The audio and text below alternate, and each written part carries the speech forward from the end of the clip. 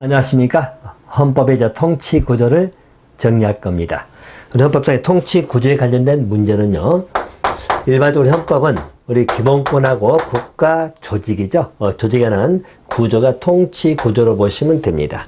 그래서 통치 구조는 여러분, 이제 각 기관의 특징들 몇 가지를 정리 좀 한다고 보시면 되겠습니다.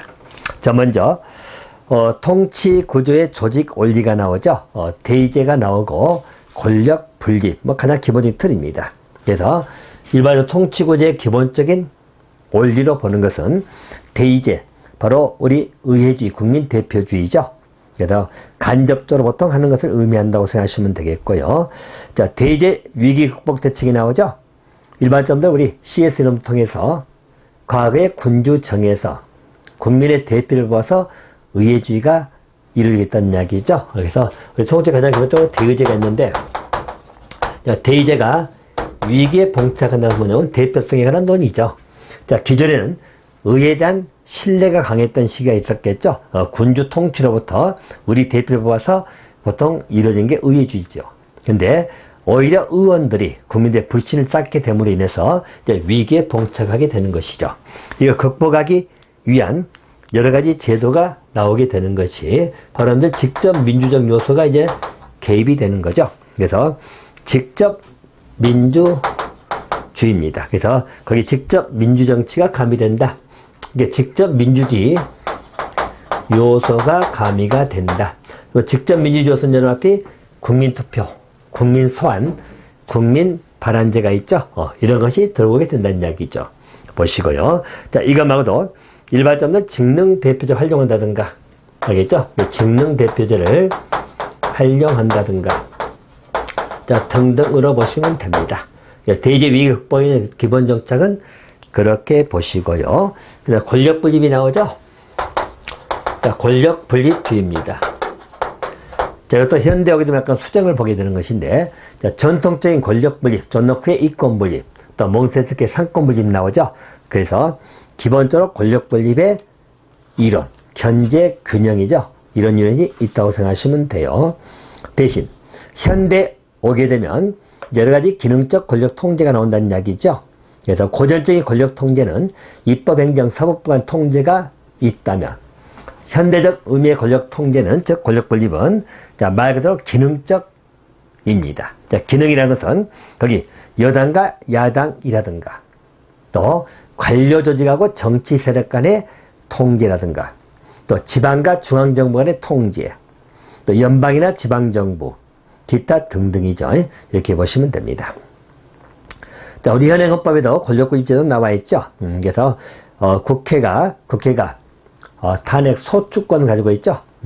심판권은 헌재가 있지만 국회는 탄핵 소추, 또 국정감독권, 또 국무위원들, 또 국무위원회에서 행건의권 행사할 수 있다든가요. 또 긴급 명예 승인권이 있다든가, 또 개매제 요구권 등이 있다. 자, 대통령은 국회의원을 통제해서 법률안 거부권, 또 국민투표 부의권, 예산 편성권 등이 있고요. 자, 법원은 명령 규칙 처분의 위헌 심사권은 법원이 가지고 있고요. 또 행정재판권, 선고성이 있다. 헌법재판소는 위헌법률 심사, 자, 또 기관 간 분쟁은 권한쟁의 심판, 탄핵 심판이 있다. 이렇게 보시면 됩니다. 자, 통치 구조 형태에서 거기 대통령제하고 의원내각제 나오죠? 자, 그거 몇 가지만 좀 보시면 됩니다. 자, 대통령제하고 의원내각제입니다. 일반적으로 대통령제, 보통 현재 대통령을 취하고 있죠? 그래서 의원내각제 몇 가지 특징을 좀 보시면 되는데, 자, 대통령은 고전적 대통령제, 즉 본래적 대통령, 미국식 대통령을 의미할 것이고, 의원내각제는 영국 생각하시면 될 겁니다. 자, 대통령제에서는 기본적으로 의원이 장관의 겸직금지 나오죠? 그래서 이거는 기본적으로 겸직금지입니다. 자, 현재 우리나라 같은 경우는 대통령에 취하면서 국회의원이 장관도 겸직하지요.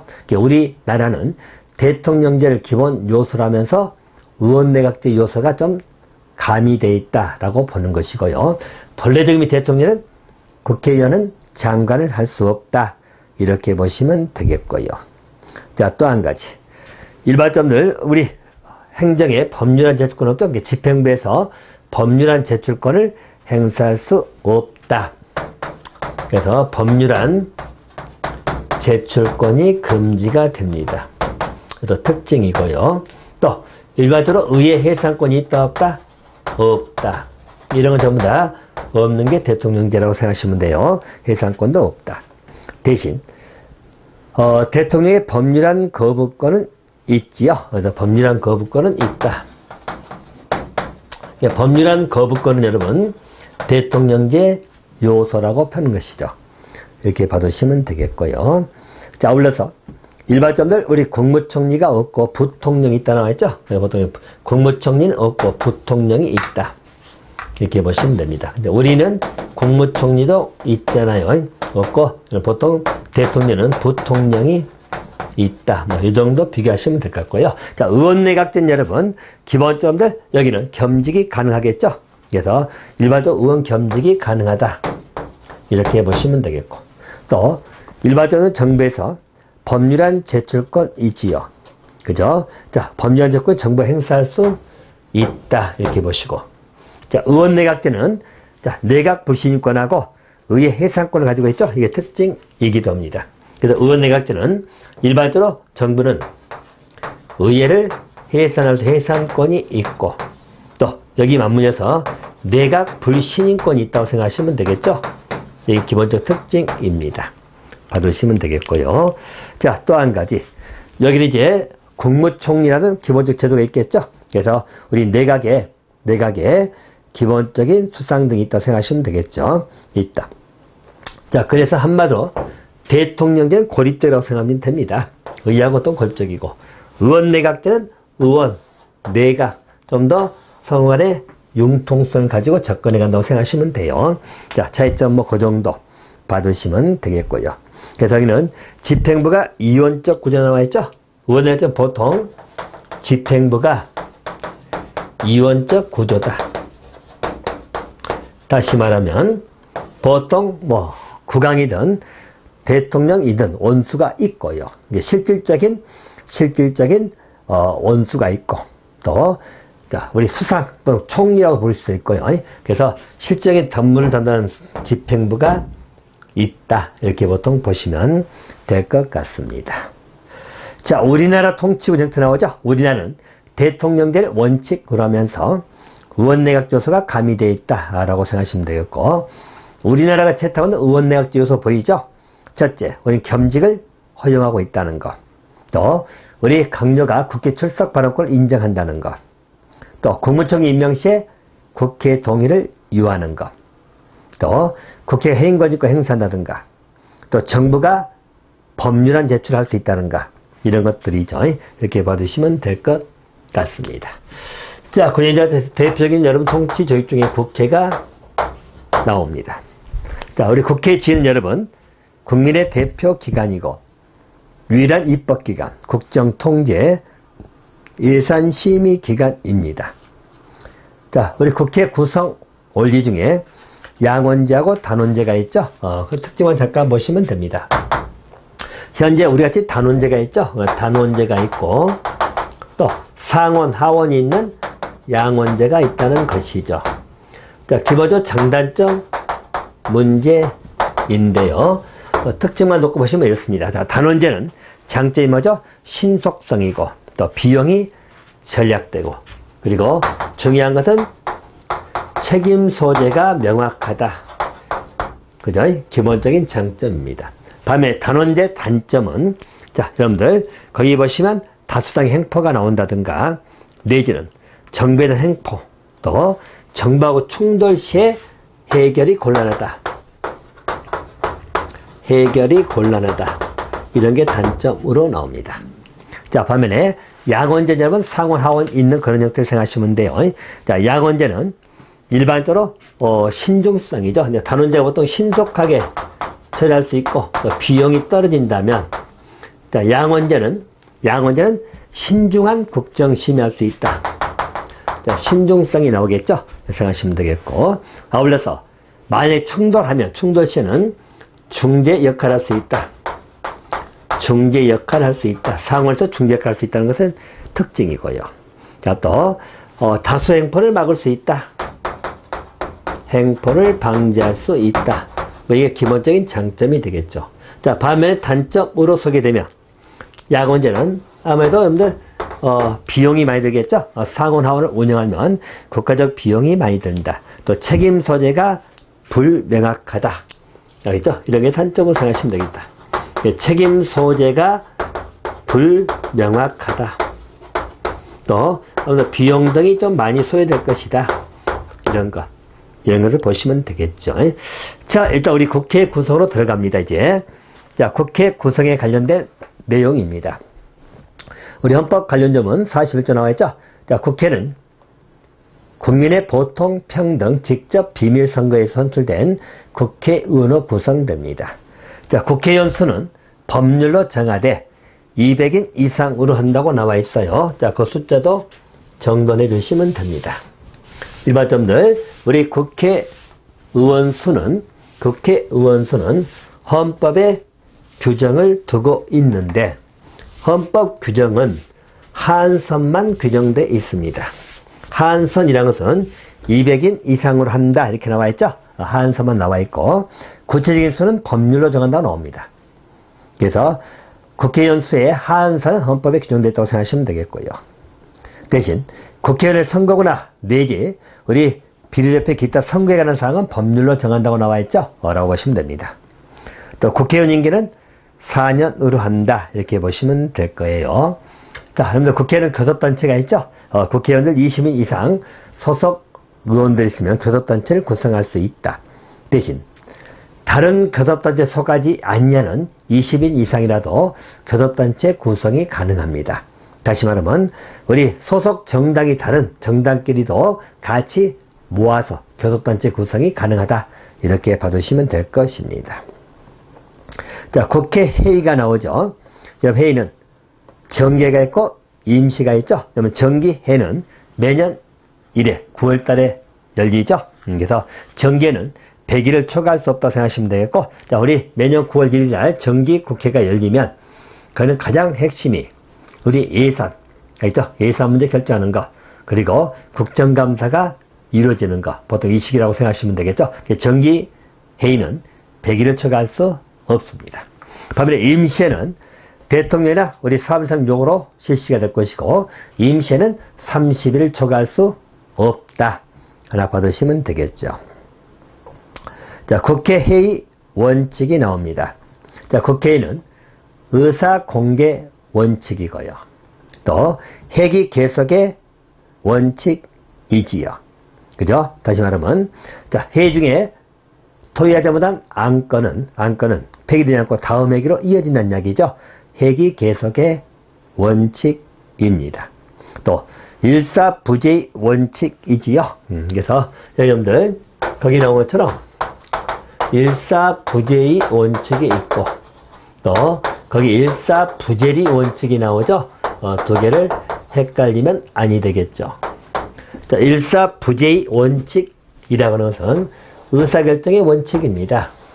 자, 그래서 일사부재의라고 하는 것은 거기 한 번 회기죠. 자, 같은 회기 내에서 자, 부결된 안건을 다시 제출할 수 없다는 이야기죠. 그래서 여기는 같은 회기 내에서 자, 우리 부결된 안건, 자, 부결된 안건은 다시 제출할 수 없는 원칙입니다. 그죠? 이것은 말 그대로 우리 소수파에 의해서 일명 필리버스터링이죠. 필리버스터링을 방지하기 위한 것이죠. 다시 말하면 부결한 안건을 또 제출해서 계속 다른 안건을 처리하지 못하게 하는 그런 것을 우리가 일사부재이죠. 그래서 제출하지 못하게 막는 것이죠. 다시 심의할 수 없다는 의미로 보시면 됩니다. 대신 일사부재를 말하면 뭐죠? 우리가 거듭처벌 금지다. 다시 말하면 이중처벌 금지다. 이렇게 생각하시면 되겠죠. 이중처벌 금지 원칙입니다. 자, 우리 판결에 의해서 한번 처벌받았다는 이야기죠. 자, 그러면 그것을 어찌나 다시 처벌할 수 있다 없다? 없다. 그래서 거기에 대해서 거듭해서 처벌할 수 없다는 것이 일사부재리 원칙입니다. 이렇게 봐두시고요. 그 다음에 의결 정족수가 보이죠? 의결 정족수는 여러분, 일반적으로 우리 의사 정족수, 우리 개의라고 합니다. 회의를 열 수 있는 정족수는 제적 5분의 1 이상이면 엽니다. 또 국회 가장 일반적인 의결 정족수는 제가출가죠. 제적가반수 출석, 출석가반수로 의결한다. 그게 일반적 의결 정족수입니다. 대신 이제 국회 제적 3분의 2 이상 찬성이라는 거 있죠? 그 하나 정리해 놓으셔야 합니다. 그래서 국회에서 제적 3분의 2 이상의 찬성을 요하는 것. 자, 보시면 여기는 높이 대통령에 대해서 탄핵 소추할 때 의결하는 것이죠. 우린 지난번 사건에서 한번 봤었죠. 그래서 국회에서 탄핵 소추 의결할 때는 제적 3분의 2 이상 찬성을 해야 됩니다. 또 우리 헌법 개정 절차에 봤습니다만은 헌법 개정안을 의결할 때 그것도 제적 3분의 2 이상의 찬성이 필요합니다. 자, 또 한 가지는 자, 국회의원의 제명이나 자격 처분이죠. 자, 국회의원의 제명 내지는 자격 심사입니다. 자, 여기도 기본적으로 3분의 2 이상의 찬성을 요하는 것이죠. 가장 여러분 정족수가 높은 거니까 하나 봐두시면 됩니다. 자, 제적 과반수 찬성은 탄핵소추 발의할 때 대통령이죠. 또 대통령 이해자는 탄핵소추 의결할 때, 또 국무총리 국무위원회 해임 건의, 또 계엄해제를 요구할 때도 제적 과반수입니다. 자, 그래서 보시면 되겠죠. 그다음 법률안 재의결 정족수가 하나 있죠. 법률안 재의결할 때는 제적 과반수의 출석 3분의 2입니다. 자, 보통 법률안 의결할 때는 제적 과반수 출석 과반수인데 일반적으로 법률안 재의결을 요구하게 될 수 있죠. 대통령이. 그때 재의결하려면 정족수가 더 높아야 되겠죠. 그래서 이때는 제적 과반수 출석하고 출석 3분의 2 이상이라고 보시면 됩니다. 자, 그리고 국회의 권한이 나와 있죠. 국회는 입법에 관한 권한이 핵심이죠. 법률 제정권, 또 헌법 개정 발의 의결권, 조약 체결 비준 동의권, 국회 규칙 제정권이 보시면 되겠고요. 자, 재정입니다. 예산에 관한 문제, 결산 문제, 국회 권한입니다. 자, 그리고 국정 통제에 관한 권한이 국정감독권이 있죠. 국정감사나 국정조사권 행사할 수 있고요. 또 국무총리 국무회의 국회 출석 요구권이나 질문권, 또 해임건의권, 탄핵 소추권, 계엄해제 요구권 등이 있다고 보시면 되겠습니다. 또 헌법기관 구성에 관한 권한에서는 자, 대통령 선출권이 나오죠. 이 말은 뭐냐면 일반적으로 우리 대통령이 최고 득표자가 2명 이상일 때는 국회에서 대통령 선출권을 갖고 있어요. 이렇게 보시면 되겠고, 또 국무총리 임명 동의권, 또 대법원이나 대법관 임명할 때 국회 동의 거치죠. 헌재소장, 재판관 선출권, 그리고 감사원장 임명 동의권, 또 중앙선관위원 3명 선출권이 있죠. 그래서 기관 구성에는 권한이 있고요. 국회 자율권이 있다 이렇게 보시면 됩니다. 자, 늘 국정조사하고 국정감사가 나오죠. 그것도 차이점으로 봐두시면 됩니다. 일반적으로 우리 정기조 행사하는 것이 국정감사가 있고요. 또 국정조사가 있고 습니다. 자, 이제 큰 특징만 잡고 본다면 이렇습니다. 일단 국정조사는 우리가 비상설이라고 나오죠. 그래서는 비상설이다. 항상 하는 게 아니다. 우리 국정감사는 상설입니다. 매년 정기회의시, 정기국회시에 국정감사가 실시된다고 생각하시면 되겠죠. 자, 또 한 가지. 우리 국정조사는 특정 사안에 대해서만 조사하는 것이죠. 특정사. 국정감사는 모든 국정 전반을 가지고 감사하는 것이다. 그래서 국정 전반입니다. 특정사는 국정조사고 여기는 국정은 국정 전반이다. 그래서 국정조사는 특정 사안을 하기 때문에 제한적 또는 한정적 통제를 말 쓰죠. 그래서 여기는 한정적 또는 제한적 통제다. 근데 국정감사는 국정 전반에서 실시하기 때문에 포괄적 통제다. 뭐 이렇게 표현을 하기도 합니다. 자, 그래서 일단은 뭐 조사 감사는 그 정도 보시면 되겠고요. 자, 그리고 국회의원의 면책 특권하고 불체포 특권 나오죠? 일단 비교하시면 일반적 불체포 특권이 있고요. 또 면책 특권이 있습니다. 자, 우리 국회의원의 불체포 특권은 회기 중이죠? 체포당하지 아니할 특권이 있고 또 면책 특권이 나옵니다. 자, 두 개도 비교 좀 해놓으시면 될 것 같습니다. 일단 불체포 특권은 여러분, 현행범인 경우를 제외하고는 국회의원은 국회 동의 없이는 체포 구금되지 않는다 나와 있죠. 그래서 불체포 특권은 현행범을 제외하고 국회 동의 없이는 체포 등을 당하지 아니한다. 이게 불체포 특권입니다. 자, 이 말은 다시 역으로 해석하면, 자, 일반적으로 체포가 가능한 경우, 체포 등이 가능한 경우는 어떤 경우죠? 현행범입니다. 현행범. 자, 또 한 가지는 국회 동의를 받은 경우입니다. 이때는 체포가 가능하다. 이렇게 봐두시면 되겠죠. 자, 반면에 우리 불체포 특권의 기본적인 보호 법익은 이거죠. 의원의 신체활동 자유를 보호하겠다는 이야기죠. 이 기본적 보호로 생각하시면 되겠고, 여기는 가장 특징은 일시적 특권입니다.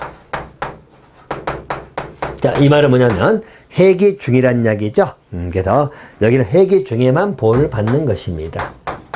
회기 중에만. 그죠? 그러면 회기가 아니면 당연히 체포는 가능하겠죠. 라고 보시면 돼요. 그래서 보통 우리 뉴스를 보게 되면 국회의원들이 체포 동의서 오게 되면 갑자기 회기를 연다. 회의를 개최한다는 이야기죠. 이 말은 그래서 방탄국회라는 말 많이 쓰잖아요. 그래서 회기 중에는 일시적 특권이 나오게 된다. 이렇게 보시면 되겠고요. 그래서 이는 의원의 신체활동 자유를 보호하고 하는 것이다. 자유입니다. 이게 보통 불체포 특권이고, 자, 면책 특권은 국회에서 직무상 행한 발언이죠. 국회에서 직무상 행한 발언이나 표결입니다. 그 표결 부분에서, 자, 국회 외부에서 책임을 지지 아니한다. 이렇게 나와 있죠. 국회에서 책임을 지지 아니하는 것. 이게 보통 면책 특권입니다. 자, 근데 요번 논의가 되는 것 중에 한 가지가 요 국회 의미, 또 직무상입니다. 발언 표결이고, 국회 예배에서 책임지지 않는다. 이 책임은 말도 법적 책임을 지지 않는다는 얘기죠. 민형사 책임을 지지 아니한다. 이렇게 보시고, 뭐 정책 책임은 당연히 가능하겠죠. 라고 보시면 되겠고, 또 그래서 여기는 정책 책임은 가능할 것이다. 뭐 정책 책임이라는 것은 선거에서 다음 선거에서 뭐 국회의원 될 수 없는 그런 문제겠죠. 또 국회 외이기 때문에 국회 내에서 징계 책임 등은 가능하겠죠. 이렇게 보시면 됩니다. 그래서 국회 직무상 행한 발언과 표결의 면책 특권이 인정되는 것이고, 이 면책 특권 여러분 영구적 특권입니다. 자, 영구적 특권이라는 것은 뭐 처벌받을 일 없다는 이야기예요. 그래서 영구적 특권이다. 이렇게 보시면 되겠고요. 자, 여기는 기본적으로 의회, 우리 국회 내에서 언론의 자유, 자, 이런 것을 보호하는 것이 면책 특권이다. 이렇게 보시면 될 것 같습니다. 자, 뭐 거기는 그렇게 정돈해 주시고, 자, 법률 제정 절차 보이죠? 여러분들 국회에서 일단 10인 이상이 법률 제출할 수 있고 또 대통령 제출할 수 있죠. 그러면 상임위에서 심의한다는 이야기죠. 그래서 본회의 의결입니다. 본회의 의결은 제가 출가로 의결하지만 제 의결 사건은 일반적 제적가만 출석의 출석 3분의 2 이상입니다. 자, 그리고 정부 이송하게 되면, 자, 우리 대통령이 10월 1일에죠. 공포하든지, 그죠? 아니면 거부권 행사든지 해야 되겠죠? 라고 보시면 됩니다. 자, 그리고 재의결되면 즉시 공판도 생각하시면 되겠죠? 라고 보시면 되겠고, 재의결된 법률을 대통령이 공포하지 아니하면 국회의장이 공포한다고 나와 있죠? 법률 공포권은 대통령이 갖고 있지만 국회의장이 공포하는 경우도 있다. 뭐 그 정도 보시면 될 것 같습니다. 자, 대통령 들어갑니다. 자, 우리나라 대통령은 연달비 국가 원수지도 갖고 있지만 행정부 수반으로서 지위를 가지고 있는 게 현재 우리 대통령 지위입니다. 자, 대부분의 국가 원수로 활동하지만 행정부 수반이기도 한다는 이야기예요. 자, 행정부 수반으로서는 우리 행정, 집행부 조직권자 지위를 가지고 있고 또 최고 책임자고 국무회의 의장이다 이렇게 보시면 되겠고요. 자, 국가 원수지는 외교 문제죠. 대외적 국가를 대표하거나 또 국가 헌법적 수호자 의미죠. 국헌. 그 사람들 뭐 긴급명령이나 긴급 재정경제명령권 또 계엄선포권 등이 행사할 수 있다.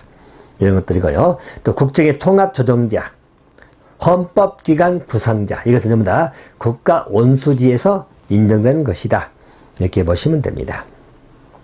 자, 대통령 선출 문제 나오죠. 국민의 보통평등 직접 비밀선거에서 선출될 것이고 문제는 최고 득표자가 2명 이상 나오죠. 이럴 때는 국회에서 선출할 수 있어. 국회에서 국회적 과반수가 출석한 공개회의죠. 제적 과반수 출석한 공개회의에서 다수표죠.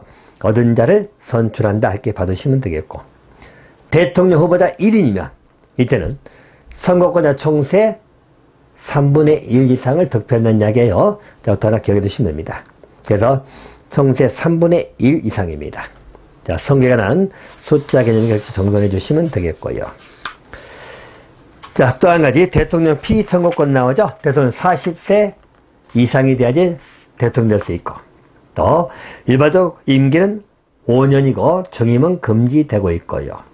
그 다음에 국내 5년 이상 거주하라고 나와 있죠. 라고 보시면 됩니다. 자, 대통령의 형사상 소추 부처권 나오죠. 우리 헌법 84조입니다. 대통령 특권이지요. 자, 일반적으로 대통령은 우리 헌법 84조에 의해서 불소추 특권이죠. 자, 대통령은 내란, 외환 경우를 제외하고 내란이나 외환의 경우를 제외하고 자, 거기 재직 중이라고 나와 있죠. 재직 중입니다. 이게 자, 형사상 소추를 당하지 아니한다 이렇게 나와 있어요.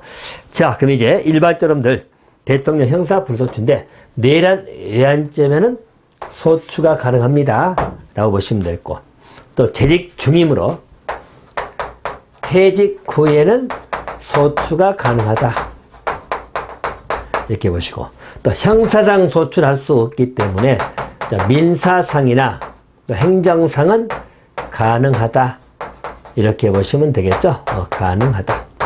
그래서 대통령은 내란 외환죄를 병한 경우를 제외하고는 재직 중에는 형사상 소추를 당하지 아니한다 이렇게 봐두시면 될 것 같고요.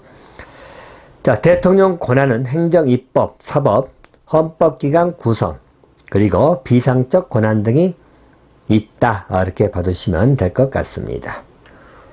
자, 권한 등에 관한 문제는 여러분 대통령이 권한을 행사할 수 없으면 국무총리 그리고 법률 정하는 국무위원 순으로 권한을 대행한다 이렇게 봐두시면 되겠습니다. 또 헌법 68조 2항에 따르면 대통령이 고리가 되면 즉 또는 대통령 사망 나와 있죠. 이럴 때 또 판결 기타 사유로 자격을 상실하게 되면 60일 내에 후임자를 선거합니다. 자, 이 정도 보시면 되겠죠. 자, 이제 행정부로 갑니다. 국무총리 나와 있죠.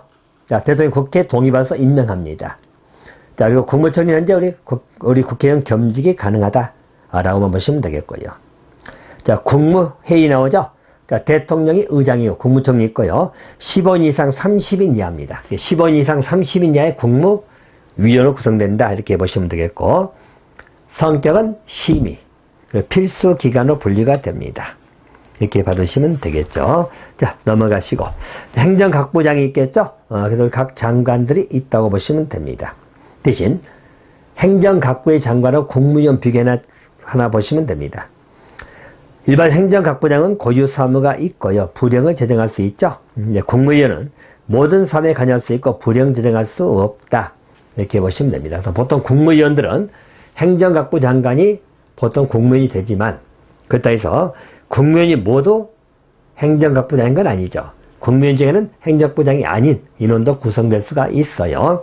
자, 그래서 그렇게 봐두시면 되겠습니다. 자, 감사원이 나오죠. 여러분들 감사원은 자, 기본 인원 구성 보이죠? 여기는 감사원 옆에서 5인 이상 11인 이하입니다. 그래서 11인 이하다. 이하로 구성될 것이고, 일반적으로 감사위원회 임기가 나오죠? 여기는 4년이다. 여러분들 감사원이다. 원이다. 4니까 임기 4년 하시면 됩니다. 그리고 감사원은 1차 중임이 가능하죠? 그래서 중임이 가능하다. 중임 2번 할 수 있는 것을 말해요. 자, 그러면 역시 감사도 생각하시면 되겠죠? 이게 감사원은 임기 4년이고 중임이 가능하므로 감사다. 뭐 그렇게 이해를 하시면 될 것 같습니다. 자, 감사원은 연합의 결산, 회계검사권이 있고요. 또 직무감사권이 있죠? 이게 감사원의 중요 임무입니다. 자, 우리 법원이죠. 자, 법원 사법기관이고 중립기관이고 헌법수호, 기본권 보장기관입니다. 자, 사법권 독립이 나오죠? 우리 법원 독립하고 법관의 독립. 법관 독립은 신분상 독립인 인적, 또 직무상 독립이 물적 독립이 있다. 이렇게 보시면 되겠고요. 자, 대법원장, 대법관, 일반법관 나오죠? 자, 그것만 하나 정리하시면 됩니다. 자, 대법원장 여러분, 임명은 국회 동의받아 대통령이 임명하고 임기는 6년입니다. 대법원장은 중임할 수 없다. 이렇게 나와 있고요. 자, 대법관은 역시 대법원장 제청으로 국회 동의받아서 대통령 임명입니다. 임기는 6년. 자, 대법관은 연임할 수 있다. 자, 대법원장은 중임할 수 없어요. 라고 보시면 되겠고. 일반 법관은 원장 제청으로, 맞아? 대법관이 동의해서 원장이 임명합니다. 임기는 10년이죠. 일반 법관은요, 연임이 가능하다. 그래서 대법원장, 대법관 임기는 6년입니다. 이렇게 받으시면 돼요. 그래서 여러분들, 우리가 임기를 놓고 보면, 이렇죠? 우리 국회의원의 임기는 4년이잖아요. 대통령 임기는 몇 년이죠? 5년. 또, 우리 대법원장이나 대법관 나오죠? 여기 임기는 6년입니다. 6년. 그래서 기본적으로 4, 5, 6 이렇게 비교를 해서 구성되어 있다고 생각하시면 되겠습니다. 자, 이렇게 정리하시고요. 자, 이 정도 보시고. 자, 여기 법원의 권한이 나와 있죠? 법원의 권한이고. 여러분들, 우리 대법원장, 대법관 중요하지만, 헌재도 마찬가지죠? 우리 헌법재판소 재판관입니다. 그래서, 헌재소장, 그리고 헌재재판관이죠? 기본적으로 임기는 6년으로 보시면 됩니다. 여기 정리하시면 되겠고요. 자, 법원의 권한은 재판권이 있고 명예조치 심사권, 또 위헌법률 심판 제청권, 대법원 규칙 전용권이 있다고 보시면 되겠고요. 자, 그리고 신급제하고 삼심제가 나오죠. 여러분들, 우리 법원에서는 신급제는 헌법상 원칙입니다. 이거는 헌법상 원칙이고, 자, 그리고 헌법 101조에 나오죠. 우리 사법권은 대법원과 각급법으로 구성된다. 신급으로 형성되어 있어요. 그래서 여기는 신급제는 필수적이다. 이렇게 보는 거죠. 헌법상에서 대법원과 각급법원, 신급이 형성되어 있다는 것이고, 그래서 삼심제는 헌법상 원칙이 아닙니다. 아니죠. 그래서 여기는 우리 법원 조직법상의 원칙이다. 법률상의 원칙입니다. 원칙이다. 삼심제가 원칙일 뿐이지 삼심제는 필수가 아니다. 그래서 신급제는 필수이지만 원칙이기 때문에 여기는 뭐죠? 삼심제는 필수는 아니다. 이 말은 2심제도 있고 1심제도 있다는 것이에요. 근데 보통 삼심제가 원칙이다. 신급제는 헌법상 원칙이고 필수적이다. 이렇게 보시면 됩니다. 그래서 보통 삼심제지만 특허 사건 같은 것은 2심제고, 그죠? 또 우리 선거소송 같은 것은 1심제, 단심제가 있다고 생각하시면 돼요. 자, 그렇게 보시고요. 재판의 공개, 심리 판결은 공개한다. 이렇게 받으시면 되겠죠. 자, 이제 우리 헌법재판소입니다. 우리 헌법재판소는 거기 나와 있죠. 헌재 재판관은 대통령이 임명합니다. 대신 3명은 국회, 3명은 대원장이 지명자를 임명한다 나와 있고요. 헌재소장도 국회 동의 대통령 임명합니다. 임기는 6년, 연임이 가능하죠. 또 헌재재판관은 정당 가입이나 정치 관여할 수 없다. 또 헌재재판관 신무부장되죠. 탄핵 또는 금고 이상형에 의하지 않냐고는 파면당하지 아니한다. 이렇게 보시면 됩니다. 우리 헌법재판소 권한이지요. 자, 권한 여러분, 일단 위헌법률 심사권을 가지고 있죠. 예, 법률의 위헌성을 심사는 위헌법률 심판권을 갖고 있습니다. 심판 제청은 법원이 할 것이고 판단은 헌법재판소가 한다. 이렇게 보시면 되겠고요. 또 탄핵 심판권이 있죠. 여러분들 탄핵 심판권이 있고요. 뭐 순서는 상관없습니다. 위헌정당 해산제도 있죠. 위헌정당 해산권을 가지고 있고요. 또 권한쟁의권이 있습니다. 자, 또 우리 헌법소원이죠. 헌법소원에 대해서 심사할 수 있는 헌법소원 심사권을 가지고 있다. 이렇게 보시면 되겠고요. 아울러서 심리에 있어서 기본적으로 이 부분이죠. 우리 여러분들 뭐 권정탄이다. 권정탄은 구두변론, 구두세다 이렇게 보시고 위헌법률 심판권 서면심리입니다. 탄핵 헌법소원도 서면심리. 근데 자, 권정탄은 구두세다 이렇게 생각하시면 돼요. 이 말은 구두변론이죠. 그래서 일반적으로 권한쟁의, 정당, 탄핵입니다. 그래서 구두변론 이렇게 봐두시면 됩니다. 자, 위헌법률 심판권이 나와 있죠. 자, 미 연방대법원의 마블이 메디스 사건으로 출발된 사건이고요. 아울러서 위헌결정이 나오게 되면 자, 결정이 있는 날부터 그 법률은 효력을 상실한다. 이렇게 보시면 되겠고. 자, 탄핵 심판권이 나오죠. 일반적으로 탄핵 소추는 국회에서 합니다. 소추는 국회에서 하고 심판은 헌재에서 한다. 이렇게 보시고. 위헌법률 심판권 여러분, 제청은 어디서 한다고요? 제청은 법원에서 합니다. 대신 심판을 헌재에서 할 것이고, 탄핵 심판은 소추는 국회, 그리고 심판은 헌재. 자, 위헌정당 해석권은 어디서 제소하죠? 정부가 하는 것이죠. 그래서 자, 위헌법률 심판권 여러분, 제청은 각급 법원에서 합니다.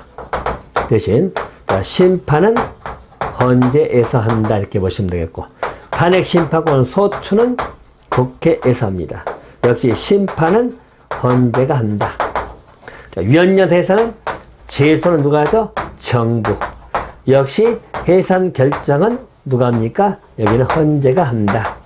이렇게 보시고, 권한제는 각 기관 간의 분쟁이고요.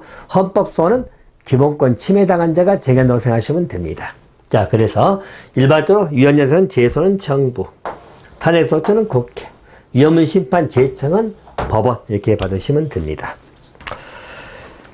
자, 그 정도 보시면 될 것 같고요. 자, 그리고 권한쟁의 나와 있죠? 권한쟁의는 국가기관 상호간, 국가기관 지자체간, 지자체 상호간의 권한 분쟁이라고 보시면 됩니다. 헌법소원은 가장 기본이 권리구정 헌법성, 현재법 68조 1항 이야기죠. 권리 기본권 침해당한 자 제기하는 것을 의미하는 것이고, 68조 2항은 위헌심사형 헌법소원이라는 것이 있어요. 이것만 보시면 되겠습니다. 자, 뭐 거기는 그 정도로만 정리하시면 되겠고요. 자, 거기 의결 정조 제의권자 보이죠? 위헌법률 심판 제청은 법원, 그리고 위헌령에서는 정부, 탄핵소추는 국회, 헌법소원은 보통 기본권 침해당한 국민, 권한쟁의 심판은 각 기관이라고 보시면 되겠다. 자, 그리고 일반적으로 판단할 때 있어서 여러분들 권한쟁의만 바로 뭐죠? 재판관 7인 출석, 7인 이상 출석, 그리고 가반수 찬성입니다. 가반수 이상입니다. 이렇게 보시고요. 자, 나머지는 다 뭐죠? 나머지는 헌재재판관 9명 중에서 6인 이상 찬성, 결정할 땐 전부 다 6인 이상 찬성이다. 대신 권한쟁의만 가반수 기억하시면 됩니다. 가반수. 자, 그 정도 보시면 되겠고요. 선거관리위원회는 헌법상 필수적인 합의제 기관이죠. 중앙선거관리위원회 구성은 9명인데 대통령 임명은 3명, 국회에서 3명, 대법원에 지명은 3명 해서 9명이다. 임기는 6년, 연임할 수 있습니다. 자, 뭐, 그 정도 정리하시면 될 것 같습니다. 자, 여기까지 헌법 부분의 강의는 마치도록 할 것입니다. 자, 다음 강의에서 이제 민사법을 가지고 뵙겠습니다. 자, 여기서 마치겠습니다.